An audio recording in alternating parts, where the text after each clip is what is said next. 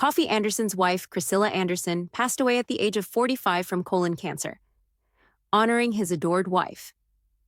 When Coffey Anderson awoke on December 3, 2025, the right side of the bed was cold for the first time in 17 years. He remained still for a considerable amount of time. He simply lay there gazing at the ceiling fan that was spinning slowly in circles. It was the same fan that he and Criscilla had fought over at Lowe's in 2012 because he insisted that real men change blades with a ladder, and she preferred the one with the remote. She prevailed. She did it every time. After a while, he grabbed the letter she had made him swear not to open until she was gone from the bedside. Her favorite shade of lipstick, MAC Ruby Woo, was used to seal the hefty envelope. Even though she hadn't had coffee in 6 weeks, he carried it downstairs, made it the way she preferred, 2 sugars and a dash of oat milk, and sat down at the kitchen island where they used to dance while dinner burned. He then opened it. "Coffee, my sweetest, I arrived home first if you're reading this.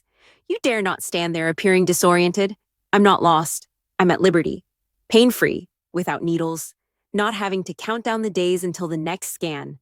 Baby, I'm dancing once more. No wig, no port, no oxygen tank, full out. The largest stage I've ever seen, just Jesus and myself. I had the greatest love story anyone has ever experienced for 17 years thanks to you. In 2008, you fell in love with a loud-mouthed hip-hop chick you saw in a Dallas studio. You never once attempted to alter me. Even though you were clumsy and wearing a cowboy hat, you simply turned up the music and danced with me. Do you recall the evening we first met? I was instructing a masterclass for charitable purposes. You arrived late, holding that instrument as if it were your comfort blanket, and you smelt like Dr. Pepper and arena dust. I rolled my eyes so much when you sang Better Today that I nearly missed God whispering, "That's him." I'm glad I didn't leave.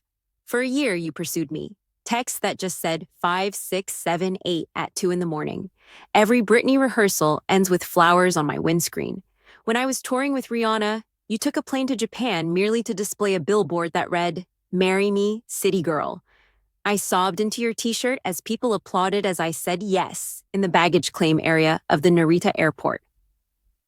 On July 11, 2009, we were married in a sunflower field. At 6 years old, Savannah was our flower girl, tossing petals as if she were destined for the limelight. When the pastor said, "You may kiss the bride," you started crying. Your cowboy hat jabbed me in the eye, so I laughed. My life's best day. Final thoughts, Heaven, Texas. 500 words. She will never be removed from Coffey Anderson's phone. She added the red heart emoji on the day of their marriage, and her contact still reads, "City girl." He can't stand to see. Her final text, which was sent at 2:14 a.m. on December 2nd, 2025, go from blue to read, "I'm proud of you, cowboy." So it remains unread in the thread. It has always been, "I'll see you across the dance floor."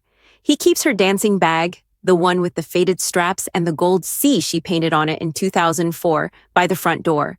The red trainers she wore for each comeback remain inside, still covered in glitter from the DCC rehearsal floor. When the nights are too quiet, the children alternate sleeping with them. At basketball practice, 15-year-old Ethan has begun donning her Criscilla Strong wristband. He claims that it helps him play harder, as if she were still watching from the sidelines and mentally counting 8 counts.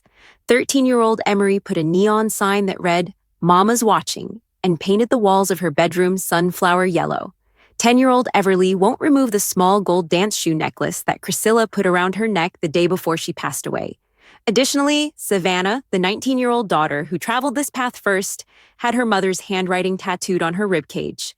"I am not gone, I'm at home." Vanilla candles, coconut oil, and the subtle scent of sunflower lotion she used on her wounds each night are all still there in the house.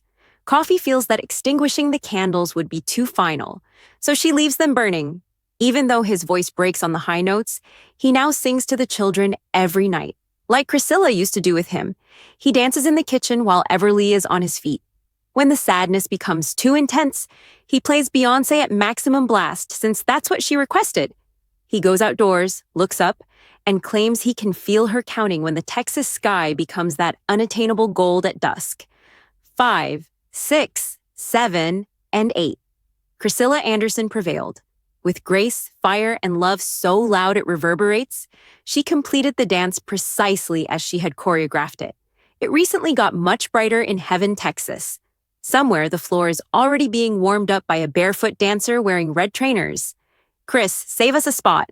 Soon, we'll be there, dancing directly behind you, each and every step. Then came Everly in 2015, Emery in 2012, and Ethan in 2010. While you were working hard at county fairs and I was still touring, you had 4 babies in 6 years.